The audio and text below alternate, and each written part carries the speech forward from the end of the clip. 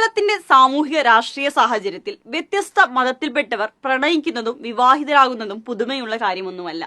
പക്ഷെ മറ്റുള്ള സംസ്ഥാനങ്ങളിൽ, പ്രത്യേകിച്ച് ഉത്തരേന്ത്യൻ സംസ്ഥാനങ്ങളിൽ ഹൈ റിസ്ക് കാറ്റഗറിയിൽപ്പെടുന്ന കാര്യങ്ങളാണിതൊക്കെ.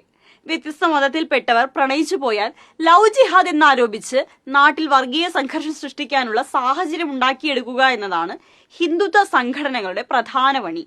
വ്യത്യസ്ത മതത്തിൽപ്പെട്ട ജാർഖണ്ഡ് സ്വദേശികൾ വിവാഹിതരാകാൻ ഓടിയെത്തിയത് നമ്മുടെ കൊച്ചു കേരളത്തിലാണ്.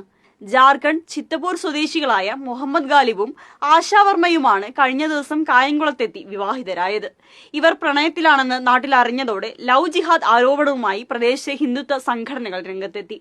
പ്രശ്നം വർഗീയ സംഘർഷത്തിലേക്ക് നീങ്ങിയതോടെയാണ് ഇവർ നാട് വിട്ടത്. UAE-യിൽ എഞ്ചിനീയറാണ് മുഹമ്മദ് ഗാലിബ്. 9-ാം തീയതി കായംകുളത്തെത്തിയ ഇരുവരും ഇസ്ലാം മതവിശ്വാസപ്രകാരവും ഹിന്ദുമത വിശ്വാസപ്രകാരവും വിവാഹിതരാവുകയും നിയമപരമായ രജിസ്ട്രേഷൻ അപേക്ഷയും നൽകി. നിലവിൽ ഇവർ കേരളത്തിൽ തന്നെ തങ്ങുകയാണ്. ഇവർക്ക് എല്ലാ സംരക്ഷണവും നൽകുമെന്ന് DYFI അറിയിച്ചിട്ടുണ്ട്. മറ്റെല്ലാ കാര്യങ്ങളിൽ നിന്ന പോലെ മാനുഷിക മൂല്യങ്ങൾക്ക് വില കൽപ്പിക്കുന്നതിൽ കേരളം ലോകത്തിന് മാതൃകയാണെന്ന് വീണ്ടും തെളിയിച്ചിരിക്കുകയാണ്.